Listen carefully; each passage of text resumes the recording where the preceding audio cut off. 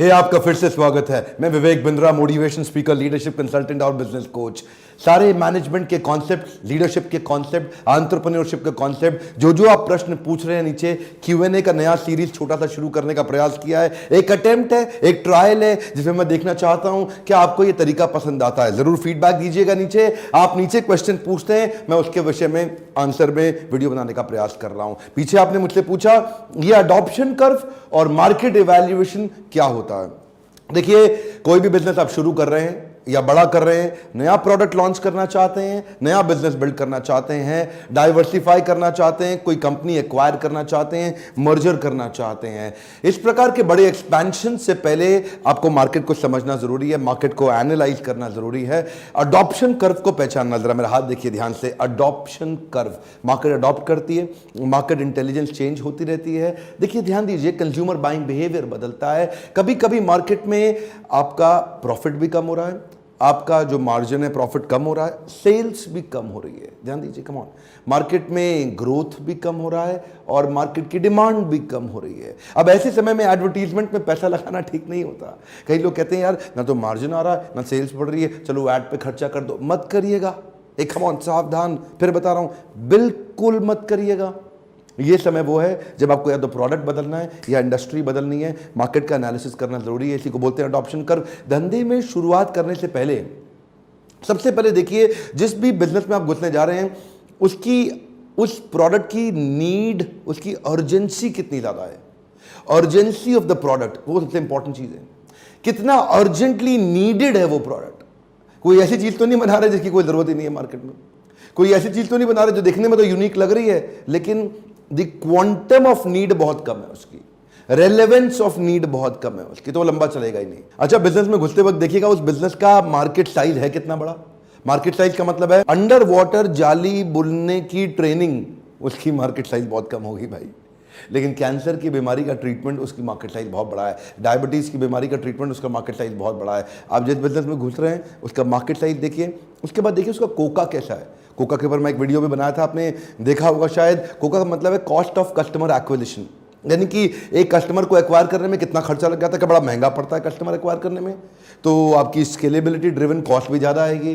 तो मार्केट में घुसने से पहले 2 बार सोचना पड़ेगा, 4 बार सोचना पड़ेगा। नया कस्टमर पकड़ने में कितनी मेहनत। देखिए, एफर्ट भी एक कॉस्ट है, पैसा भी एक कॉस्ट है, मेहनत भी एक कॉस्ट है, धन जो लगता है वो भी एक कॉस्ट है। दोनों कॉस्ट को इवैल्यूएट करिए। अच्छा, अब आप बिजनेस के बारे में सोच ही चुके हैं ना कि आपको करना है, तो एक कॉस्ट ऑफ कस्टमर डिलाइट भी चेक कर लीजिए। कॉस्ट ऑफ कस्टमर सेटिस्फैक्शन कह लो या कॉस्ट ऑफ कस्टमर डिलाइट कह लो। इसका मतलब क्या हुआ कि एक कस्टमर पूरी तरह संतुष्ट और खुश और अच्छा महसूस करने में आपका कितना पैसा, कितना समय और कितनी ताकत लगने वाली है। बड़ा महत्वपूर्ण है समझना। कि कई बार क्या होता है, कुछ ऐसे बिजनेस हैं जिसमें बहुत बड़ी चुनौती है कस्टमर को डिलाइट दे पाना, क्रिएट कर पाना। आपके लिए कैसा है वो। एक तो हो गया मार्केट के लिए कैसा है, दूसरा आपके लिए। अगला है कि जो प्रोडक्ट आप डिजाइन करने का सोचा है आपने, जिसको एनविजन किया, वो यूनिक कितना है, वो कितना distinct, clear, unique, absolutely different and most needed. Most needed की बात तो मैं पहले कर चुका हूं कि नीडेड तो है मार्केट में, लेकिन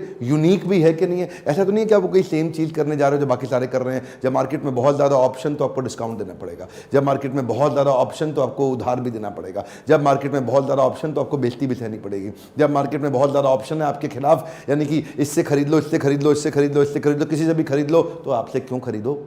क्यों खरीदो आपसे। कोई ज़बरदस्ती है कि आप इसे खरीदो, रिश्तेदारी में बेच लेना जाके, मैं तो नहीं खरीदता, मैं तो इससे लेता हूँ, डिस्काउंट देता है। ऐसा सुनना पड़ेगा आपको। थोड़ा अनफेयर बोलता हूँ ना कभी कभी, लेकिन ऐसा कड़वा सुनना पड़ेगा। अगला पॉइंट है, इसको बोलते हैं स्पीड ऑफ ट्रांजैक्शन या वेलोसिटी या स्पीड टू मार्केट। इसको भी समझना पड़ेगा। अलग अलग मैनेजमेंट यूनिवर्सिटीज़ मैंने देखा है यूरोप में और यूएस में अलग अलग तरीके से बोलती है। ये जो स्पीड ऑफ ट्रांजैक्शन है, ये जो वेलोसिटी है, स्पीड टू मार्केट का मतलब क्या है।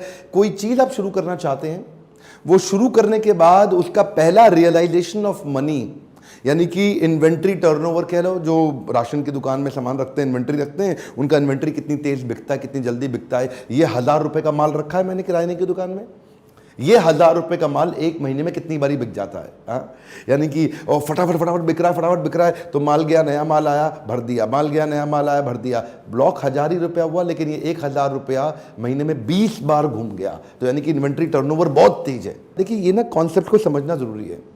ये लल्लू लाल स्टाइल में काम करना छोड़ दीजिए जब आपको इतने फ्री पावरफुल मैनेजमेंट लेसन्स मिल रहे हैं, सॉलिड लेसन्स आपको हिंदी भाषा में देसी तरीके से साधारण भाषा में आपको मैं पहुंचाना चाहता हूं। मैंने जिम्मेदारी उठाई है ना अपने देश के लिए, इसकी डीवीडी बना के तो नहीं दे रहा भैया मैं आपको, इनको पढ़िए ध्यान से, इन वीडियो को बार बार घुमा घुमा के देखिए ताकि बिजनेस को इवैल्यूएट आप कर पाए। दूसरा, अपफ्रंट इन्वेस्टमेंट भी चेक करिए। जब आप बिजनेस करने जा रहे हैं तो आपकी जो केपेक्स इन्वॉल्व कितनी है, क्या आप ऐसा बिजनेस कर सकते हैं, केपेक्स ओपेक्स समझते हैं ना, एक वीडियो में पहले मैंने थोड़ा सा तो बताया था, केपेक्स मतलब कैपिटल एक्सपेंडिचर, ओपेक्स मतलब ऑपरेटिंग एक्सपेंडिचर। केपेक्स का मतलब शुरू में क्या बहुत बड़ा पैसा आपको ब्लॉक करना पड़ रहा है, बहुत बड़ा अगर अमाउंट ब्लॉक कर दोगे तो पैसा संभालने के लिए वर्किंग कैपिटल रहेगा नहीं आपके हाथ में, और अगर वेफर स्लिम मार्जिन, अगर थिन मार्जिन, तो वैसे ही लंबा लंबा चलेगा नहीं आपका। आपकी अपफ्रंट पैसा कितना लगने वाला है, क्या वो आप उसको अफोर्ड कर सकते हैं कि नहीं कर सकते हैं। फिर एक और चीज का ध्यान रखिए कि क्या आपके बिजनेस में अपसेल और क्रॉस सेल करना कितना पॉसिबल है। क्या आदमी एक चीज लेने आया, क्या वो 3-4 चीजें और भी ले सकता है। शेविंग रेजर लेने आया तो क्या शेविंग ब्लेड भी लेके जाएगा बाद में, क्या शेविंग क्रीम भी ले सकता है, क्या वो आफ्टर शेव लोशन भी ले सकता है, क्या वो बॉडी वॉश या शावर जेल भी, कितनी तरह की चीजें हैं जहां पे अपसेल या क्रॉस सेल। मैं ये पूछना चाहता हूँ, तो छोटा सा एक उदाहरण है, मैंने मैकडॉनल्ड्स का एक वीडियो में उदाहरण दिया था कि आप बर्गर खरीदने जाओ तो फ्रेंच फ्राइज बेचने की कोशिश करती है वो जो यंग लड़की रहती है वहां पे। क्वेश्चन ये है कि क्या इसमें अपसेल भी किया जा सकता है। कोई आदमी 1 लाख की आइटम लेने आया है, उसको अच्छा लगे तो 5 लाख की ले ले, 10 लाख की ले ले, 2 लाख की ले ले, 4 लाख, कुछ ऊपर का सेलिंग भी हो जाए क्या उसमें, कुछ वैल्यू एडेड सेलिंग हो सकता है। देखिए पॉइंट्स तो मैं बहुत सारे देना चाहता हूं अडॉप्शन कर्व को समझने के लिए, पर एक बात ध्यान रखिए, क्या आप अपने बिजनेस में एंट्री बैरियर क्रिएट कर पा रहे हैं। एंट्री बैरियर का मतलब क्या है, जहां से मोनोपोली क्रिएट किया जा सकता है। ये मोनोपोली क्रिएट करना बड़ा मुश्किल है, जिससे आप थोड़ा सा एवरग्रीन और longer duration of sustainable business build कर सकें। कितना ज्यादा लंबे समय तक ग्रीनरी आप मेंटेन कर पाएंगे अपने बिजनेस में। ग्रीनरी मतलब वो हरे हरे पत्ते, जो हरे हरे नोट, कितने लंबे समय तक आप मेंटेन कर पाएंगे जो आपके पास आते रहें। ऐसा तो नहीं कि साल 2 साल के अंदर कोई भी आया, कॉपी मारा, आपको उड़ाया, खत्म कर दिया आपके ट्रांजैक्शनल बिजनेस को, गेम ओवर। आपके कस्टमर को कितना ग्रेटिफाई कर पाएंगे जिससे आपका रिकरिंग रेवेन्यू मॉडल बिल्ड हो जाए और आपकी सस्टेनेबिलिटी बनी रहे। ये बहुत इंपॉर्टेंट है क्योंकि कोई भी ट्रांजैक्शनल बिजनेस के अंदर आएगा आपको 1 मिनट में उखाड़ देगा।